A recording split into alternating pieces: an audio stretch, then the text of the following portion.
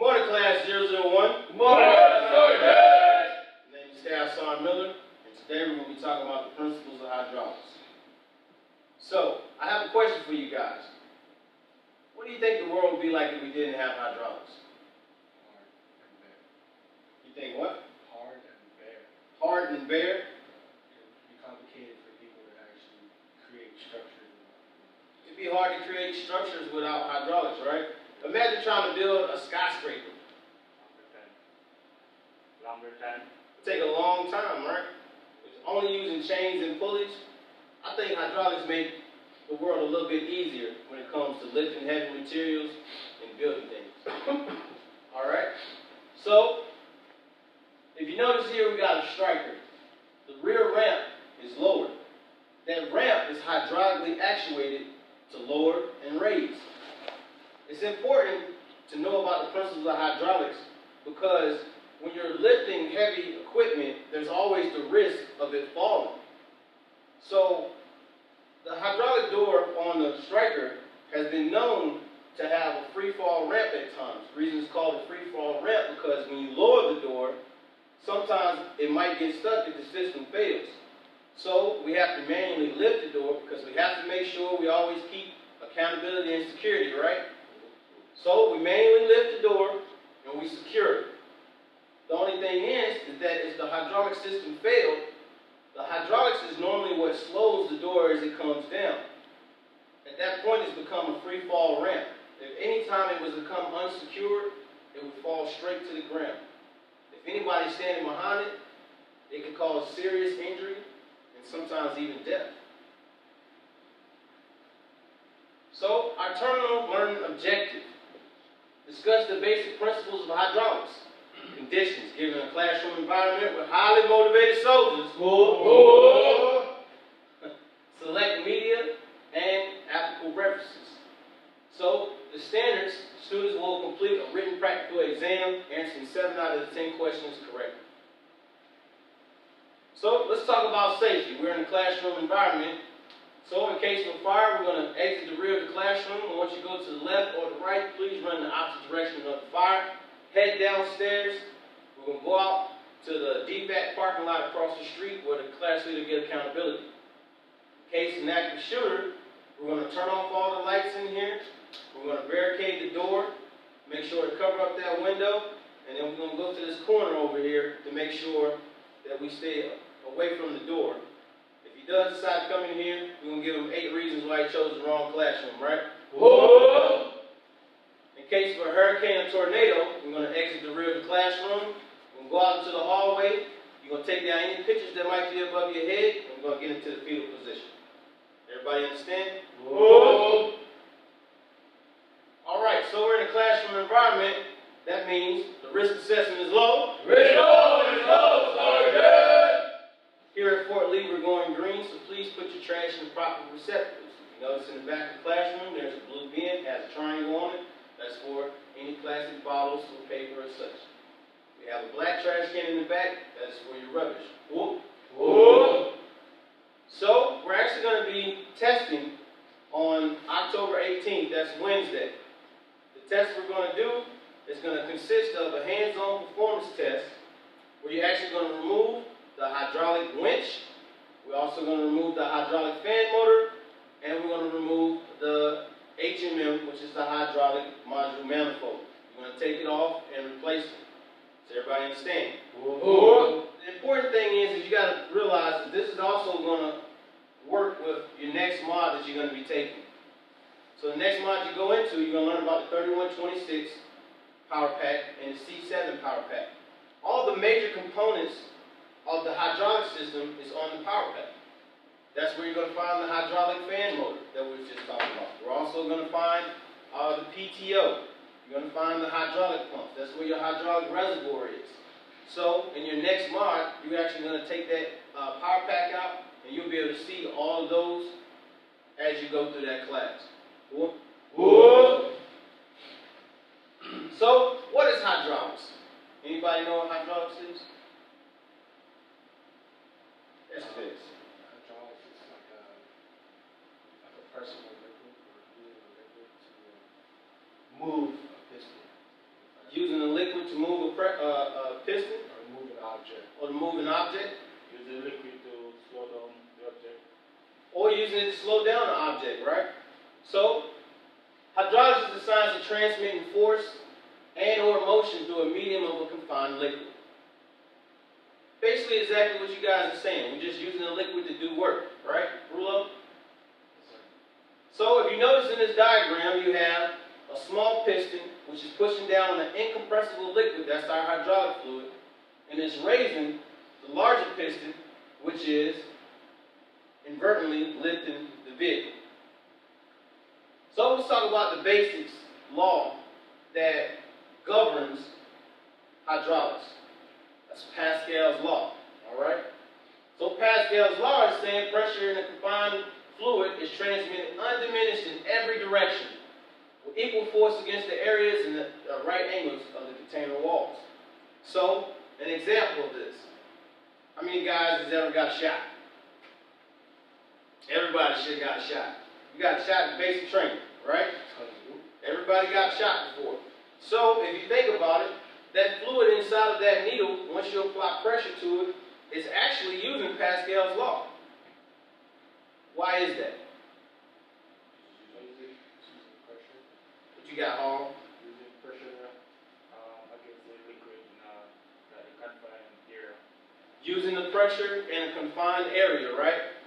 Using the pressure on the liquid to force it in every direction at that same pressure. Only thing is looking for the easiest way to escape, right? That's why the actual needle works in the syringe.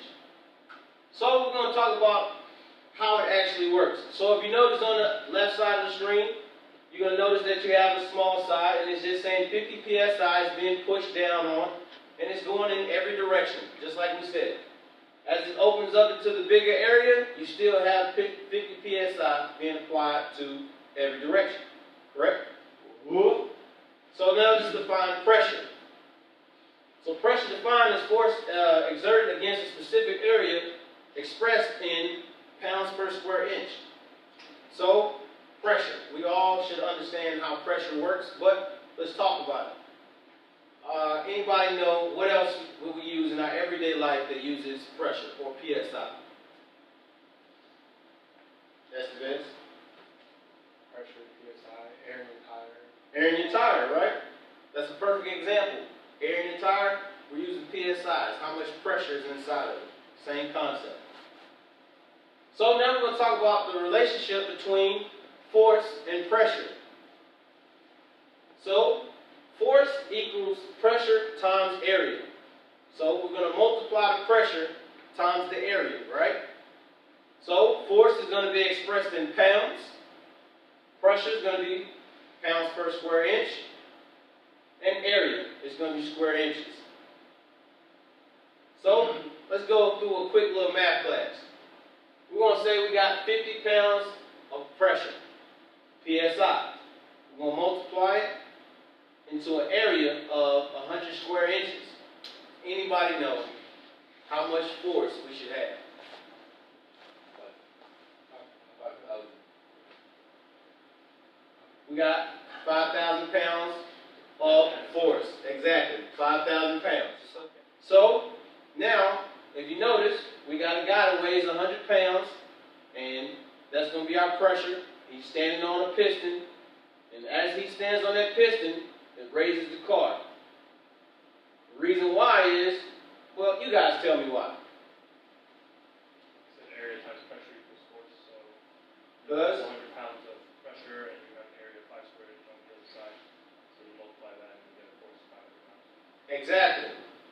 Once again, you take your pressure, you multiply it by the area, and that gives you your force.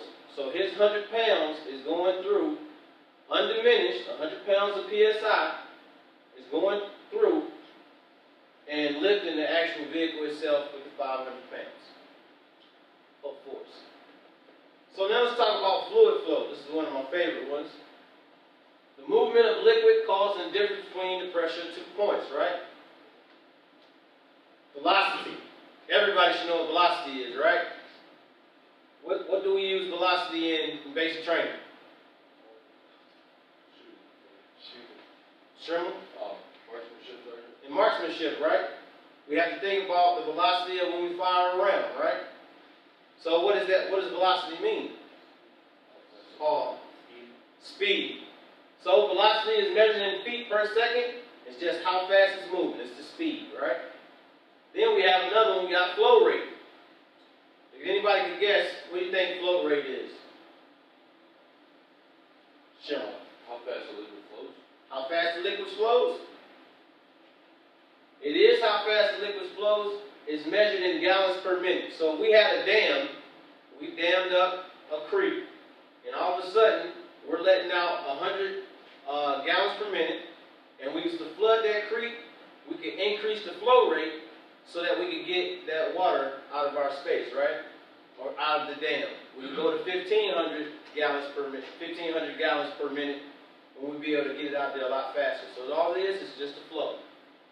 So let's talk about the different forms of energy in hydraulics. So you have potential energy. Potential energy is derived from position and not the motion. Anybody know? Can you give me an example of something you would use? What you got? So like if you have a ball and it's held up here, it has potential energy, and then you let go of it, drop. Great example.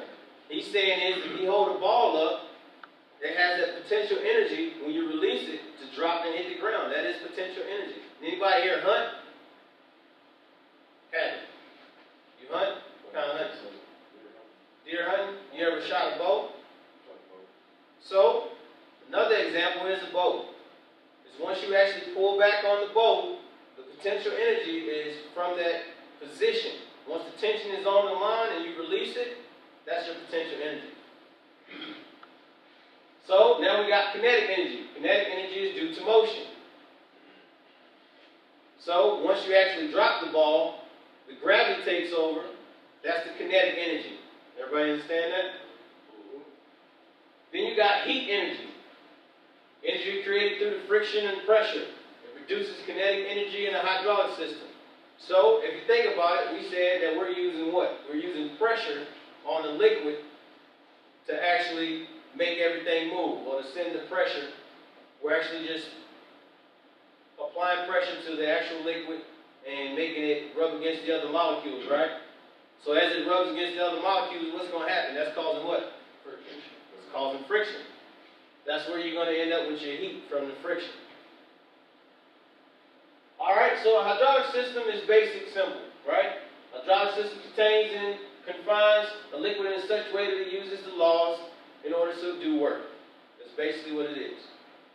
That's what a hydraulic system is known for. So let's talk about the advantages. The advantages is simpler in design, right? We don't have to worry about chains and linkages. The flexibility. The flexibility eliminates the different components that we have to look for. So we don't have to worry about a whole bunch of gears. We know if there's a leak, something going on, it'd be easier to find, right? Smoothness. Everybody's on a roller coaster, right? Ooh. You ever notice when a roller coaster is taking you up the incline, it always did that? Right? It's because it's on a chain. It's a chain guided system. You don't have that problem when it comes to hydraulics because you can control how much pressure and it's smooth. Alright? So it gives you a quiet operation also. Then it also gives you a wider range of control. So you actually have the chance to actually move things without having to worry about it going to the next gear. It's very smooth, and you can always change the speed of how much you want to move something. Cost. High efficiency with minimum friction loss. Because we're using a fluid, we have less friction. Most of our friction comes from what? Just the pressure, right? Check on learning. Check on learning. Alright, so this one we're going to split you guys up. So you guys are going to be taking one, taking two. And we're going to see if you guys can see who listen. Alright? So, what does energy do to motion? Change. Kinetic energy. Kinetic energy? Everybody agree? Ooh. Give me an example. Paul.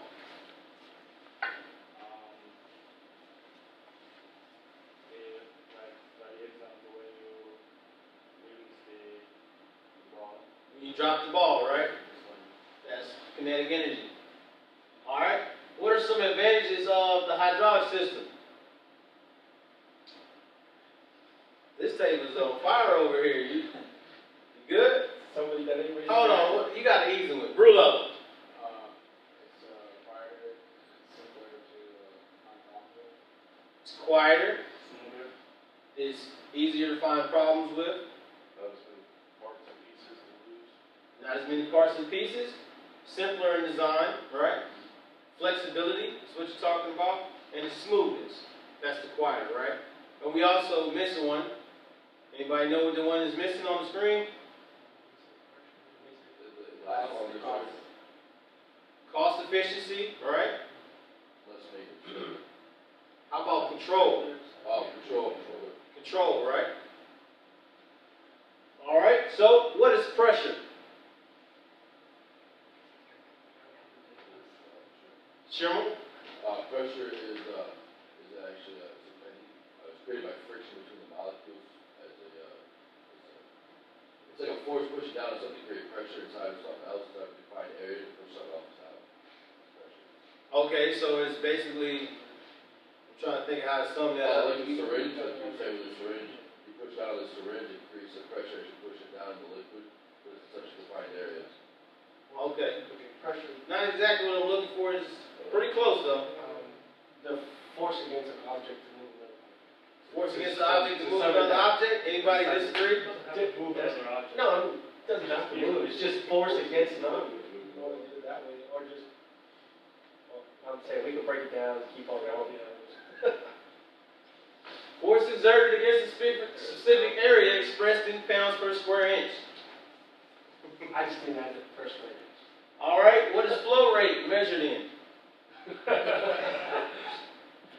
Anthony. Gallons per minute. That is correct. Also known as volume. So, in summary, we discussed the principles of hydraulics. We went over Pascal's law. We understand that we're basically just transmitting the pressure, or PSI, through an incompressible liquid so that we can make that liquid do work for us. We want to be able to move an object, right? Lift heavy things and stuff like that. What was the, let's see, you guys remember what the algebra equation was in order to figure out what force was? Pressure times area squared. So what you got? That says Pressure times area equals force. pressure times area equals force. All right. So what we're going to do now, we're probably going to move on into components. We'll start talking about the components now that you understand the law.